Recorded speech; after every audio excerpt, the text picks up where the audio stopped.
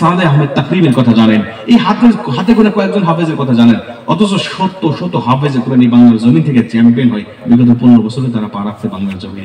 কিন্তু খবর আমরা জানি না। কেন জানেন? কারণ আমাদের সাংবাদিকরা এগুলো আমাদের মাঝে প্রচার করে না, এগুলো আমাদের মাঝে প্রচার হয় না। শুধুমাত্র তাই নয়, বাংলাদেশ থেকে কোটি কোটি টাকা নষ্ট করে বিদেশে আমাদের দেশের খেলোয়াড়রা যায়, আর গিয়ে একটা বিশ্বকাপ আজও পর্যন্ত কোনো ক্রিকেটার আমাদের খুব উপহার দিতে পারে নাই। অথচ বাংলাদেশের কোরআনের হাফেজরা যখন এই বাংলাদেশ থেকে যায়, ওদের পিছনে কোনো খরচ হয় না, ওরা চ্যাম্পিয়ন হয়ে বাংলাদেশ জমিনে পা রাখে। অথচ দেখবেন ওই ক্রিকেটাররা যখন আসে তখন তাদের লাল গালিচা সংবর্ধনা দেওয়া হয়, এবং একটা ছক্কা, একটা চার যদি মারে, একটা সেঞ্চুরি যদি নেয়, পরের দিন গুলশান আর বনানীতে তার জন্য ফ্ল্যাট বরাদ্দ হয়ে যায়। কথা ঠিক কিনা? আজও পর্যন্ত কোন হাফেজ কোরআনের জন্য একটা ফ্ল্যাট বরাদ্দ হয়েছে? তাকে লাল গালিচার সম্বন্ধ হয়েছে? সালেহ আহমেদ তাকরিমকে বিপদে পড়ে 2 লক্ষ টাকা দিয়েছিল তারা, কিন্তু যে পরিমাণ অর্জন করেছে এই দেশের কোরআন হাফেজ, সে পরিমাণ আমরা তাদেরকে মূল্যায়ন করতে পারি নাই। কথা বলেন ঠিক কিনা? যে দেশে গুণীর কদর হয় না, ওই দেশে গুণী বেশিদিন জন্ম নেয় না, এই জন্য এতদিন কদর হয়নি। এখন কদর করার দরকার আছে না নাই? জোরে বলেন আছে না নাই? এখন বাংলার জমিনে কোরআন দিয়ে রঙিন করতে হবে, কোরআন অনুযায়ী জীবনে বাংলাদেশটাকে সাজাতে হবে। আমি বলেছি বাংলাদেশে এখন প্রাইমারি স্কুল থেকে কোরআন হাফেজকে অন্তত একটা করে হাফেজকে নিয়োগ দিতে হবে। কেন হবে? একজন কোরআন হাফেজ যদি প্রাইমারি স্কুলে আমরা নিয়োগ দিতে পারি, একটা হাফেজের কর্মসংস্থানের ব্যবস্থা হবে। আবার ওই প্রাইমারি স্কুলের ছোট্ট ছোট সন্তানরা ছোট্টবেলা থেকে বিশুদ্ধভাবে কোরআন তেলাওয়াত শিখবে। বিশুদ্ধভাবে কোরআন তেলাওয়াত শিখার কারণে বিশুদ্ধভাবে নামাজ শিখবে, বিশুদ্ধভাবে রোজা শিখবে, বিশুদ্ধভাবে হজ শিখবে, বিশুদ্ধভাবে ইসলামকে জানবে। এবং ও যদি ইঞ্জিনিয়ার হয়, ও যদি ডাক্তারও হয়, ও যদি ব্যারিস্টারও হয়, নিজের বাবার জানাজা নিজেই পড়াইতে পারবে। কতক্ষণ ঠিক কিনা? এই দাবির সাথে আপনি একমত আছেন কিনা বলেন? আল্লাহ পাক আমার বাংলাদেশটাকে সেভাবে কবুল করুন। জোরে বলেন আমিন। একটু জোরে বলেন আমিন।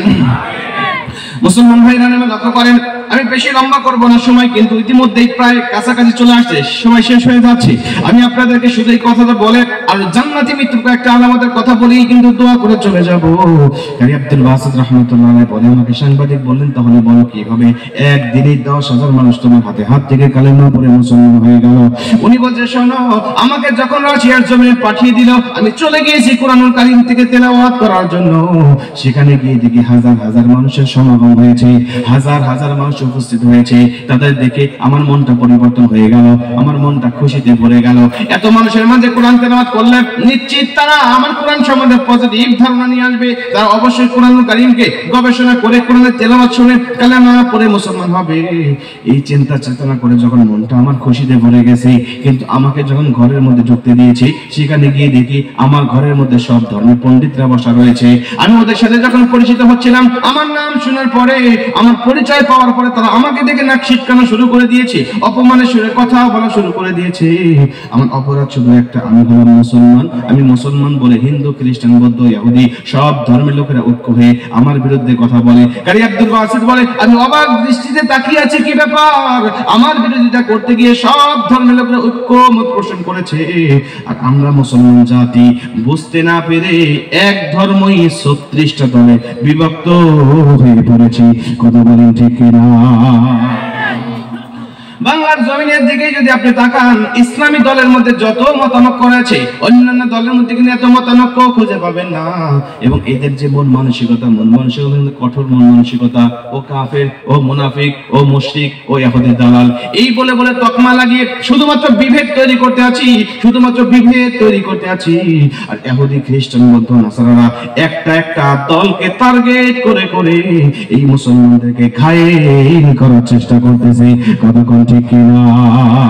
কারি আব্দুল ওয়াসিদ বলে, সব ধর্মের লোকেরা এক হয়ে আমার বিরুদ্ধে যখন কথা বলে, আমি অবাক হয়ে তাকিয়ে আছি, কেন তারা আমার বিরুদ্ধে কথা বলতেছে। আমার অপরাধ ছিল একটা, আমি হলাম মুসলমান। আমি আল্লাহকে ডাক দেয়া বললাম, আল্লাহ, এদের যে আচার ব্যবহার দেখতে পাচ্ছি, তারা মনে হয় না আমাকে তারা বিজয় করবে।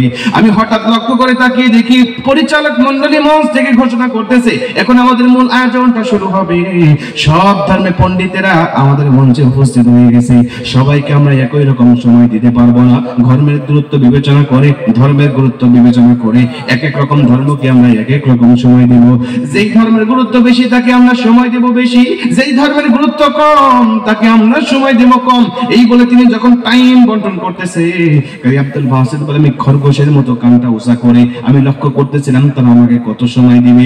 আমি তাকিয়ে দেখি খ্রিস্টানকে তারা 10 মিনিট পর্যন্ত সময় দিল শুধু তেলাওয়াত করার জন্য, হিন্দুকে তারা 8 মিনিট পর্যন্ত সময় দিল তার কিতাব থেকে, তার গীতা থেকে তেলাওয়াত করার জন্য, বৌদ্ধকে তারা 6 মিনিট পর্যন্ত সময় দিল। এভাবে সব ধর্মের টাইম গুলো বন্টন করতে করতে করতে 5 মিনিট 7 মিনিট 8 মিনিট 10 মিনিট করে করে সবাইকে সময় দিল। কিন্তু আমার নামটা যখন তারা ডাকলেন, আমার নামটা সবার শেষে উচ্চারণ করে ডাক দেয়া কয় মুসলমানের পক্ষ থেকে একটা পণ্ডিত এসেছে, তাকেও সময় দিতে হবে, কিন্তু বেশি মূল্যবান সময় তার পেছনে নষ্ট করতে পারবো না। সময় দেব ঠিক, কিন্তু বেশি নয়, মাত্র 2 মিনিট। চলে কারি আব্দুল বাসিত বলেন যখন 2 মিনিটের সময় আমি শুনতে পেরেছি আমার মনটা ভেঙে চৌচির হয়ে গেল। হারে আমার আল্লাহ পাক আমাকে এত লম্বা নিঃশ্বাস দান করেছিল, আমি এক নিঃশ্বাসে 2 মিনিটের উপরেই তেলাওয়াত করতে পারতাম। তার মানে তারা আমাকে এক নিঃশ্বাস পর্যন্ত সময় তারা দিতে যাচ্ছে না। এর মানে তারা আমাকে অপমান করার জন্য মারাত্মক চক্রান্ত তৈরি করেছে। উনি বলে আমি আল্লাহ পাকের কুদরতি সিজদায় পড়ে গিয়ে আল্লাহ পাকের কাছে কান্না শুরু করে দিয়েছি। আল্লাহ কুরআন নাজিল করেছে তুমি, হেফাজতের দায়িত্ব তুমি নিজের হাতে রেখে দিয়েছো। তুমি যদি চাও কোরআনের মানকে উঁচা করতে, দুনিয়ার কোনো নাস্তিক মুরতাদ রামবাম পারবে না কোরআনের মানকে খাটো করতে। আয় আমার মালিক, এজন্য তোমার কাছে আরজি, আল্লাহ তুমি আজকের কনফারেন্স থেকে আমাকে বিজয় করো, আমার কোরআনকে তুমি বিজয় করো, ইসলামকে তুমি বিজয় করো। এই বলে আমি সিজদায় গিয়ে আল্লাহ পাকের কাছে কাঁদতেছি। শুধু কাঁদতেছি তা নয়, দোয়া কবুলের যত শর্ত আছে সব শর্তগুলো মেনে মেনে আমি আল্লাহ পাকের কাছে দোয়া করা শুরু করেছি। জয় করো সুবহানাল্লাহ। দোয়া কবুলের শর্ত আমি হাদিস থেকে 3টা শর্ত পাইছি ভাই, বিশ্বাস করেন এতটা পাওয়ারফুল। আল্লাহর কসম এই 3টা শর্ত মেনে আমি আল্লাহ পাকের কাছে যতবার দোয়া করছি আল্লাহ বেশিরভাগ সময় আমার দোয়াটা কবুল করে নিয়েছে। আমি আপনাকে বলছি আপনি দোয়া করেন আল্লাহর কসম আমার আল্লাহ আপনার দোয়াটা কবুল করে নেবে। আমি কি 3টা ফর্মুলা বলবো সংক্ষেপে? আপনারা কি বিরক্ত হচ্ছেন ভাই? কষ্ট লাগতেছে আপনাদের? আপনাদের জন্য তাবারক আছে, ওটা ঠান্ডা হয়ে গেলে বিপদ, ওগুলোতে নেওয়ার দরকার। আর কিছুক্ষণ চলবে? খুব ভালো শ্রোতা আছে ভাই, আপনাদের কথা, আপনাদের আওয়াজ, সারা শব্দ ভালো আছে। বিভিন্ন জায়গায় বক্তারা যদি আলোচনা করতে গিয়ে শ্রোতারা যদি সারা শব্দ না দেয়, মাঠ ভরা শ্রোতা থাকলেও ওই শ্রোতার মাঝে বক্তারা ওয়াজ করতে পারে না। শ্রোতা যদি হয় কৃপণ, বক্তাও কৃপণ হয়ে যায়, তাহলে আধা ঘন্টা আলোচনা করতে গা গেলে যায়। আপনাদের এলাকায় কৃপণ শ্রোতা নাই দেখতেছি। কৃপণ আছে আপনাদের এলাকায়? কৃপণ কারা কাছে নেন? আমি ওয়াজ করতে একটা উদাহরণ দিয়ে থাকি যে এক ধনী লোক অসুস্থ, মারাত্মক অসুস্থ, ওর এক ব্যাগ রক্ত লাগবে, নেগেটিভ গ্রুপের রক্ত সহজে খুঁজে পাচ্ছে না। খুঁজতে খুঁজতে মিলে গেছে কৃপণের সাথে। কৃপণকে ডাক দেখলাম, ভাই কৃপণ রে আমাকে এক ব্যাগ রক্ত দে। কৃপণ করে তোর মাথা খারাপ, আমি ভাতই ঠিক মতো খাই না, আর আমি সেই পেলে আর তোকে রক্ত দেবো? আমি বলছে না, এক ব্যাগ রক্ত না দিলে আমি বাঁচবো না, যে কোনো মূল্যে আমাকে দিতেই হবে। কোনোভাবেই রাজি হয় নাই, ধনী লোক তাকে জানে নাই। ওকে জোর করে ধরে নিয়ে হাসপাতালে গিয়ে নিবি একেবারে 3 ব্যাগ রক্ত নিয়ে আসছে। কৃপণ কাঁদতেছে, আমার সব নিয়ে নিল রে, আমার সব নিয়ে নিল। কয় সব তো নিয়ে নিই, মাত্র 3 ব্যাগ নিয়েছি। ধনী লোকটার কথা শুনে কৃপণ ডাক দেখে, আমি 1 ব্যাগ দিলেই মানুষ যেখানে দুর্বল হয়ে যায়, উঠে দাঁড়াতে পারে না, আর তুমি 3 ব্যাগ নেওয়ার পরেও আমাকে বলছো সব নেই নেই। আমি কাজকর্ম করবো কেমন করে? আমি গরিব মানুষ, দিন আনি দিন খাই, আমি কাজ না করলে আমার সংসারের মানুষ না খেয়ে থাকে, তুমি আমার থেকে কেন আর 3 ব্যাগ রক্ত নিলে বল? ধনী লোকটা ডাক দেখে, শোন আমার টাকা পয়সার কোনো অভাব নাই, আমার টাকা পয়সা আছে কিন্তু রক্ত ছিল না, তোর রক্ত আছে তোর টাকা নেই, আমি তোকে টাকা দেবো, আজীবন তুই বসে বসে খেতে পারবি, এমন ব্যবস্থা আমি তোকে করতে পারবো। এই বলে ধনী লোকটা পকেট থেকে ব্যাংকের চেক বের করে 2 লক্ষ টাকার 3 লক্ষ টাকা একটা অ্যামাউন্ট বসায় দিয়ে ওর হাতে দিয়ে বলছে, যা তোর রক্ত পেয়ে আমি খুশি, তোকে 3 লক্ষ টাকা আমি হাদিয়া দিলাম। কৃপণ 3 লক্ষ টাকা হাদিয়া দেখে ডাক দেখে, ভাই আমি আরো 2 ব্যাগ রক্ত দেবো। তো মারা যাওয়ার কথা, না আমি আরো 2 ব্যাগ দেবো, এখন লাগবে না, আমি লাগবে যখন তোকে ফোন দেবো তখন। 3 মাস পর আবার ফোন দিয়েছে, হ্যালো কৃপণ কোথায়? আছি তো বাসায়। জলদি চলে অমুক জায়গায়। রক্ত লাগবে, কখন লাগবে কোথায় লাগবে শুধু বলে রে, বান্দা হাজির হয়ে যাবে। বান্দা হাজির, 2 ব্যাগ রক্ত দিয়ে বসে আছে, কমপক্ষে আজকে আমি 2 লক্ষ টাকা পাবো এই আশা নিয়ে। ধনী লোকটা তাকে টাকা দেওয়ার বদলে, চেক বের করার বদলে 2 টাকার নোট বের করছে 5টা, তার মধ্যে 3টাই ছিঁড়া, মানে 10 টাকার মধ্যে 6 টাকা অসল, 4 টাকা ভালো। ওর হাতে দিয়ে হচ্ছে কৃপণে নিয়ে যা। কৃপণ তো রেগে মেগে আগুন, ডাক দিয়ে কামিয়ে ফাজলামো করেন। গতবার দিলেন 3 লক্ষ, প্রতি ব্যাগের বিনিময়ে 1 লক্ষ, সে হিসাব করলে এবার হয় 2 লক্ষ, আর আপনি আমাকে দিচ্ছেন 10 টাকা, তার 6 টাকায় সেরা।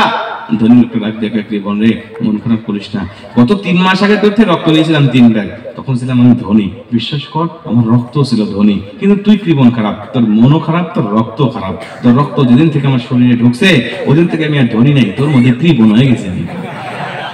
কৃপণের রক্ত আমার শরীরে বইতেছে, আমি কি ইচ্ছা করলেও তোকে 2 লাখ দিতে পারি, 10 টাকা বের করেছি তাই তো আমার জুলুম হয়েছে। বিশ্বাস করেন এরকম কিছু কৃপণ শ্রোতা তাহলে বক্তারা যখন পড়ে, শ্রোতারা যখন কার্পণ্য মনোভাব নিয়ে বসে থাকে কথা বলে না, তখন শ্রোতার কার্পণ্য মনোভাব দেখে বক্তাও কৃপণ হয়ে যায়, আধা ঘন্টা আলোচনা করতে গা ঘেমে যায়।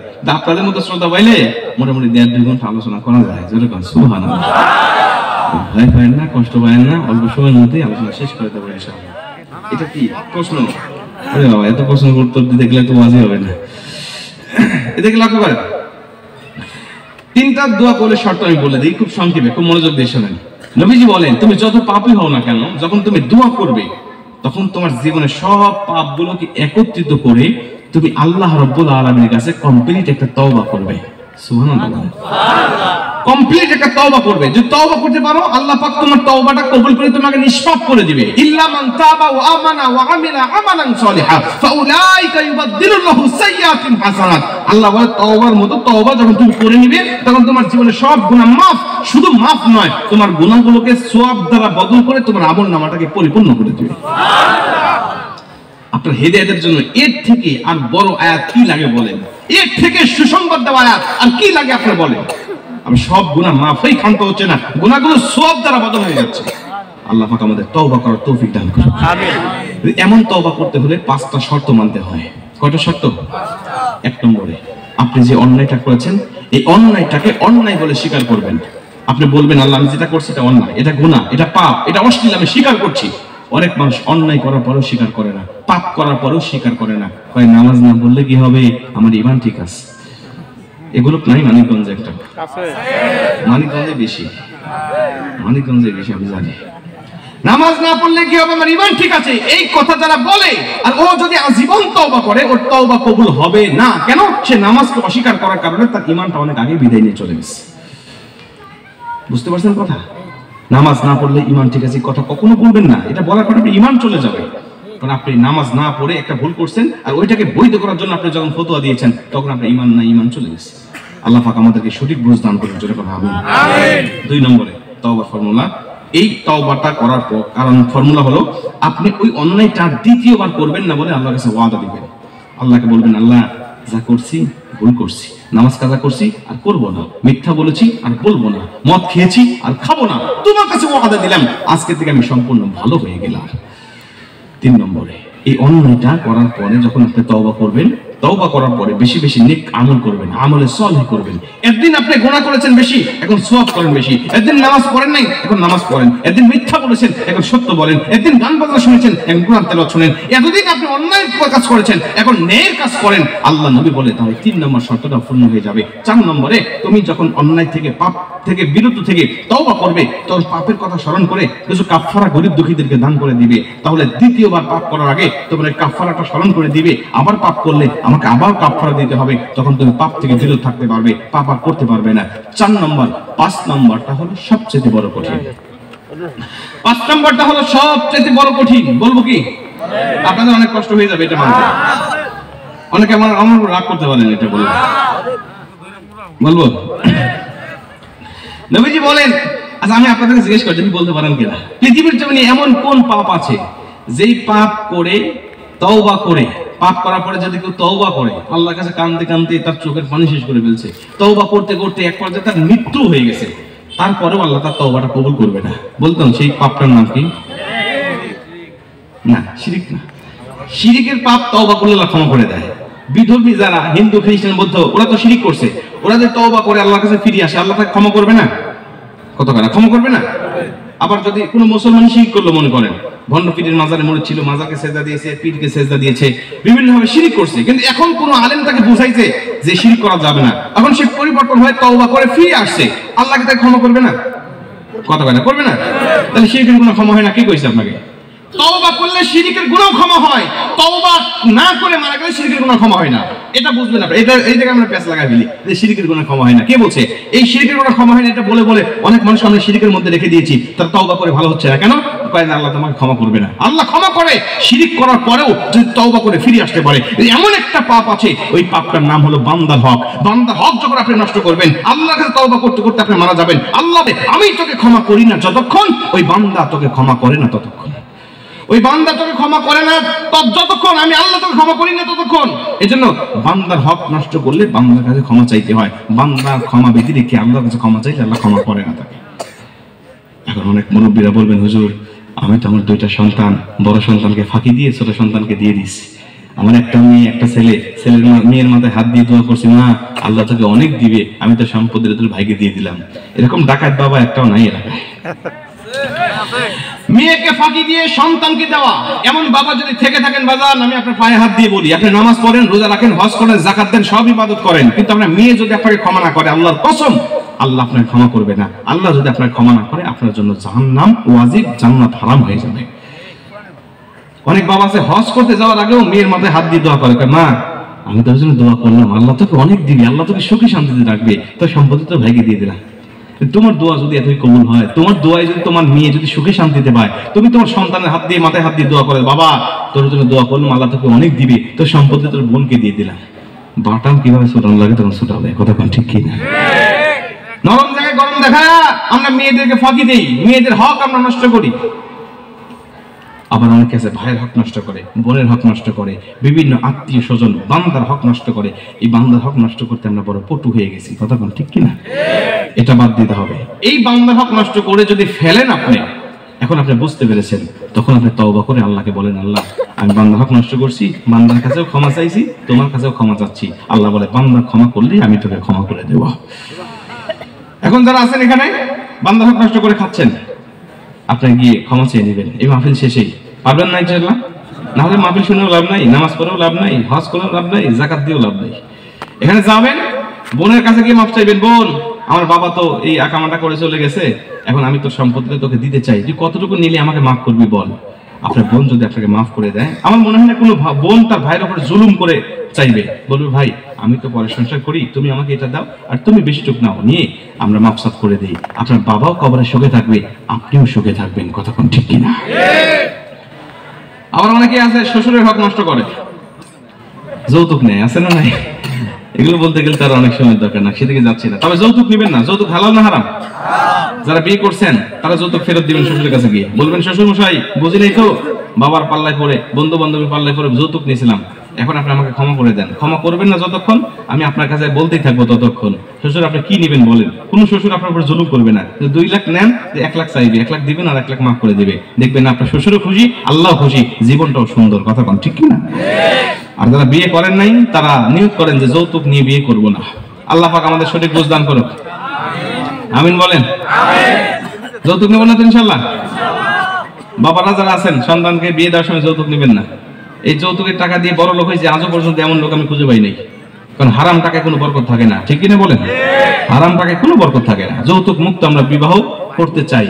আল্লাহ নবী বিবাহটাকে সহজ করতে বলেছেন, আর আমরা কঠিন করে ফেলি। যেটা হালাল, যেটা জায়েজ, যেটা ফরজ, এটা আমরা বাকি রাখি। মহারানা বাকি রেখে বউয়ের পাও ধরে বাসর কথা ক্ষমা চাই, কারণ বউরে তুই আমাকে ক্ষমা করে দেয়। এখন বউ বেকায়দায় করে ক্ষমা না করে পারে, ক্ষমা করে দেয়। খবরদার, মহারানা ফরজ, মহারানা দিবেন, যৌতুক হারাম, এটা বাকি, এটা কখনো নিতে পারবেন না। আল্লাহ আমাদের দাম্পত্য জীবনগুলো সুখী করুক। আর একটু জোরে করে আমিন। যারা যৌতুক নিয়ে বিয়ে করে ওরা বউকে শাসন করতে পারে না, করতে পারে? যদি একটা অন্যায় করে আর স্বামী যদি বলে এত জোরে কথা বলো কেন, চোখ না বা নিচে নামা, আগে 3 লাখ টাকা ফেরত দে, তারপর আমাকে শাসন করতে আসবি। মানে যৌতুক মানে স্বামীকে কিনে নেওয়া, আর মহারানা মানে বউকে কিনে নেওয়া। আপনি তো বউকে কিনতে পারেন নাই, আপনি যৌতুক নিয়ে নিজেকে বিক্রি করে দিয়েছেন বউয়ের কাছে। তো আপনি কোন লজ্জায় বউকে শাসন করতে চান? যৌতুক নেওয়া যাবে? আল্লাহ সঠিক বুঝদান করে, জোরে বলেন আমিন। এই 5টা শর্ত মেনে যখন কোনো ব্যক্তি আল্লাহর কাছে তওবা করে, আল্লাহ পাক বলছে, আমি আল্লাহ পাক ইল্লা মান তাবা ওয়া আমানা ওয়া আমিলা আমালান সলিহা ফাউলাইকা ইউবাদদিলুল্লাহু সাইয়্যাতিহিম হাসানাত। ওর জীবনে সব গুনাহগুলো ক্ষমা করে, এই গুনাহগুলোকে সওয়াব দ্বারা বদল করে ওর আমলনামাটাকে আমি আল্লাহ ভারী করে দেই। সুবহানাল্লাহ। মুসলমান ভাইরা আমার লক্ষ্য করেন, দোয়া কবুলের তিনটা ফর্মুলা বলেছি, তার মধ্যে একটা হলো তওবা করা। 2 নম্বরে নবীজি বলেন আল্লাহ পাক স্বয়ং নিজে কোরআনুল কারীমের মধ্যে এই ফর্মুলাটা শিখিয়ে দিয়েছেন। আল্লাহ পাক সূরা আরাফের মধ্যে বলেন ওয়ালিল্লাহিল আসমাউল হুসনা ফাদউহু বিহা। আল্লাহ পাক ডাক দিয়া বলে রে পৃথিবীর মানুষেরা শুনে নাও, যখন তোমরা আমি আল্লাহ পাকের কাছে দোয়া করবে কেমনে চাইতে হয় শুনে নাও। আমি আল্লাহ পাক তোমাদেরকে চাওয়ার ফর্মুলাটা শিখায়া দেই। ওয়ালিল্লাহিল আসমাউল হুসনা ফাদউহু বিহা। আমি আল্লাহ পাকের কাছে 99টা নাম আছে, আমি আল্লাহ পাকের সুন্দর সুন্দর নাম আছে, আসমাউল হুসনা আছে, সিফাতি নাম আছে। এই নামগুলো ধরে ধরে যখন কোনো ব্যক্তি আমি আল্লাহ পাকের কাছে দোয়া করে, আমি আল্লাহ পাক তার দোয়াটা খালি হাতে ফেরত দিতে পারি না। আমি আল্লাহ পাক তখন তার দোয়াটা কবুল করে নেই। কারি আব্দুল বাসিত বলে আমি সেজদায় গিয়ে আল্লাহ পাকের কাছে দোয়া করতে লাগলাম। আমি 1 থেকে 99টা পর্যন্ত আল্লাহর নাম ধরে ধরে ডাকতেছি। আল্লাহর কসম করে বলি এই ফর্মুলাটা এত পাওয়ারফুল। আপনি যখন আল্লাহ পাকের 99টা নাম ধরে আল্লাহর কাছে দোয়া করবেন, আপনার দোয়াটা যতই কঠিন হোক না কেন, আপনার চাওয়াটা যতই বড় হোক না কেন, আমার আল্লাহ মুহূর্তের মধ্যেই আপনার দোয়াটাকে কবুল মঞ্জুর করে নেবে। জোরে কোন সুবহানাল্লাহ। কারি আব্দুল বাসিত বলে আমি 99টা নাম এভাবে ডেকেছিলাম আল্লাহকে বলেছিলাম ও আমার আল্লাহ তুমি তো সেই আল্লাহ যিনি আল্লাহুল্লাযী লা ইলাহা ইল্লাহু আর রহমানুর রহিমুল মালিকুল কুদ্দুসুস সালাম আল মুমিনুল মুহাইমিনুল আজিজুল জব্বারুল মুতাকাব্বির আল খালিকুল বারিউল মুসাব্বিরুল গফফারুল কাহ্হারুল ওয়াহাবুর রাসাকুল ফাত্তাহুল আলিমুল কবিদুল বাসিত আল খাফিজুর রাফিউল মুইজ্জুল মুজিল্লুস সামিউল বাসিরুল হাকামুল আদালুল লতীফুল খাবির আল হাদিমুল আযীমুল গফুরুশ শাকুরুল আলিয়ুল কাবীরুল হাফিজুল মুকিতুল হাসিবুল জালিলুল কারীমুর রাকিবুল মুজিবুল ওয়াসি আল হাকিমুল ওয়াদুদুল মাজিদুল বাঈতুল শাহীর আল হাক্কুল ওয়াকিলুল কবিয়ুল বাতিনুল আলিয়ুল হামিদুল মুহসিনুল মুবদিউল মুঈদ আল মুহীল মুমীতুল হাইয়ুল কাইয়ুমুল ওয়াজিদুল মাজিদুল ওয়াহিদুল আহাদুস সামাদ আল কাদিরুল মুকদ্দাদিরুল মুকদ্দামুল মুআখিরুল আউয়াল ওয়াল আখির ওয়াল যাহির ওয়াল বাতিনুল আলী আল মুতাআল্লিল বারুত তাওয়াবুল মুনতাকিম আল আফুর রাউফুল মালিকুল মুলকিদুল জালালি ওয়াল ইকরাম আল মুকসিতুল মুগনিল মানিউদ দারুন নাফিউল নূরুল হাদিল বাদিউল বাকি আল ওয়ারিসুর রশীদুস সাবর। জোরে কোন আল্লাহু আকবার, আর জোরে কোন আল্লাহু আকবার। কারি আব্দুল বাসিত বলে এই 99টা নাম ধরে ধরে যখন আমি দোয়া করেছি আল্লাহ পাক আমার দোয়াটা কেমনে কবুল করে নিয়েছে শোনো। আমি তাকিয়ে দেখি সব ধর্মের পণ্ডিতেরা তার ধর্ম থেকে তেলাওয়াত করে করে জাস্ট টাইমে মঞ্চ থেকে যখন নেমে এসেছে আমার নামটা ধরে ধরে যখন দেখা হচ্ছে, আমি তড়িঘড়ি করে সেজদা থেকে উঠে চলে গিয়েছি তেলাওয়াত করার জন্য। আমি যখন মঞ্চে উঠে পড়েছি ওই পরিচালক আমাকে আবারও ডাক দিয়ে কয় কারি আব্দুল বাসিত আমরা তোমাকে 2 মিনিট সময় কিন্তু বরাদ্দ করেছি, আমরা অনুষ্ঠানের একেবারে শেষ পর্যায়ে চলে এসেছি, তুমি তেলাওয়াত শেষ করলেই আমার অনুষ্ঠানটা শেষ হয়ে যাবে। আর আমাদের বিচারকরা রায় দিবে কোন ধর্মের কিতাবটা আসমানি কিতাব বলে মনে হয়, কোন ধর্মের কিতাবটা আমাদের সৃষ্টিকর্তার পক্ষ থেকে পাঠানো মনে হয়। অতএব তুমি সসম্মানে 2 মিনিটের মধ্যেই তেলাওয়াতটা শেষ করবে। কারি আব্দুল বাসিত বলে আমাকে ডাক দিয়ে কয় শোনো 2 মিনিট পরে তোমাকে একটা সিগন্যাল দেব, সিগন্যাল শেষ হয়ে গেলেই তুমি তেলাওয়াতটা বন্ধ করে দিবে। যদি সিগন্যাল পাওয়ার পরেও তেলাওয়াত বন্ধ না হয় এই মাইক্রোফোনটা তোমাকে বন্ধ করে দিব। মাইক্রোফোন বন্ধ হওয়ার পরে তোমার তেলাওয়াত আর কেউ শুনবে না। তুমি যদি সসম্মানে 2 মিনিটের মধ্যেই তেলাওয়াত না শেষ করো তোমাকে ডিসকোয়ালিফাই করে অপমান করে তোমাকে মঞ্চ থেকে আমরা নামিয়ে দেব। কারি আব্দুল বাসিত বলে আমি আল্লাহকে তখন ডাক দিয়ে বললাম আল্লাহ 2 মিনিট তেলাওয়াত করে জাতিকে কখনো কোরআনটাকে আমি মুগ্ধকর ভাবে শোনাতে পারবো না আল্লাহ, এই কোরআনের প্রতি আকৃষ্ট করতে পারবো না আল্লাহ। ওরা বলেছে 2 মিনিট পরে মাইক্রোফোন বন্ধ করে দিবে। আল্লাহ মাইক্রোফোন বন্ধ হয়ে গেলে তো জাতিকে কোরআন তেলাওয়াত আমি শোনাতে পারবো না আল্লাহ।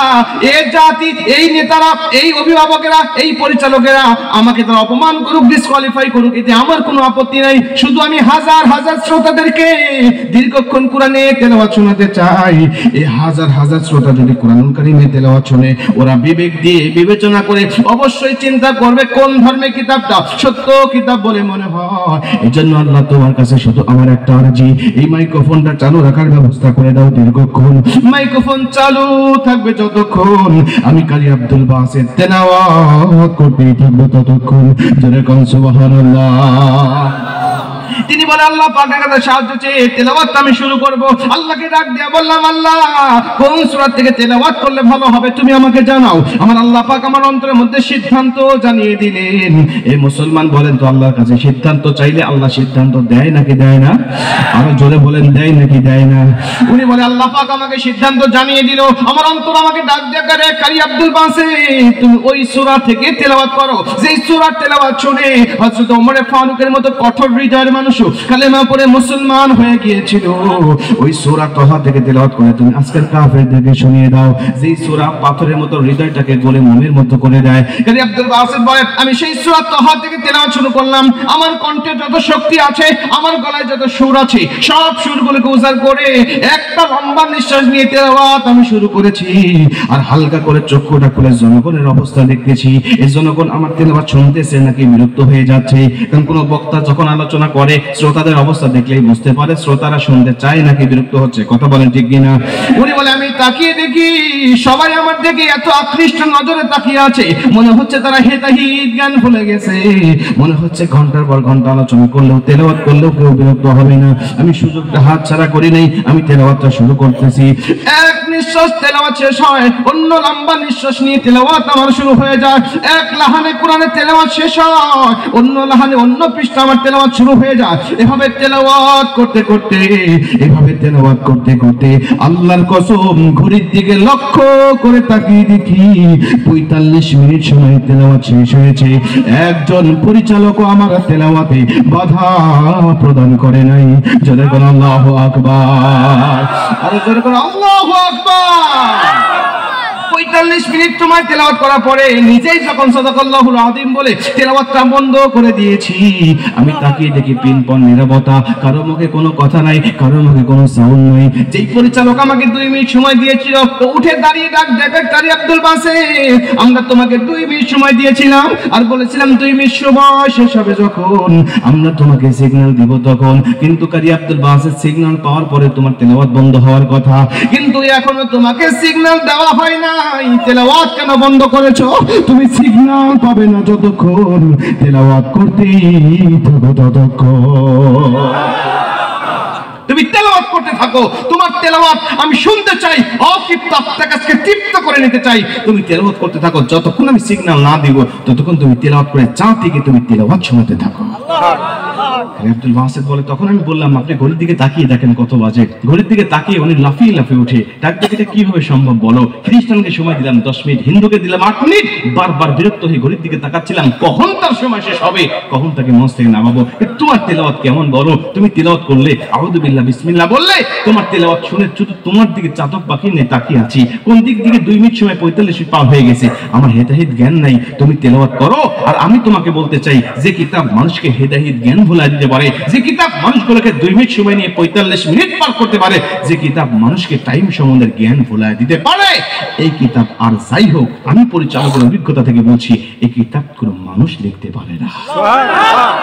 এই কিতাব যিনি লিখেছেন তিনি হলেন আমাদের সৃষ্টিকর্তা। অতএব ওই সৃষ্টিকর্তার পক্ষ থেকে যদি এই কিতাব নাজিল হয়ে থাকে ইন্নাদ দীনা ইনদাল্লাহিল ইসলাম, তাহলে ওই কিতাব যে ধর্মের কথা বলছে ওই ধর্মটাই সত্য ধর্ম। কে কি মনে করবে, কে কি ভাববে, আমি সেদিকে তাওয়াক্কা করলাম না। সত্য ধর্মের তালাশ আমি পেয়ে গেছি। আব্দুল বাসিত তুমি সর্বপ্রথম আমাকে কালেমা পড়াইয়া মুসলমান বানাই দাও।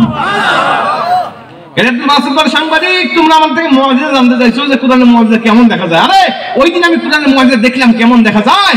উগারাকে মুসলমান বানানোর পরে ওই কনফারেন্স শেষে আমার হাতে হাত রেখে 10,000 বেঈমান কালেমা পড়ে মুসলমান হয়েছে।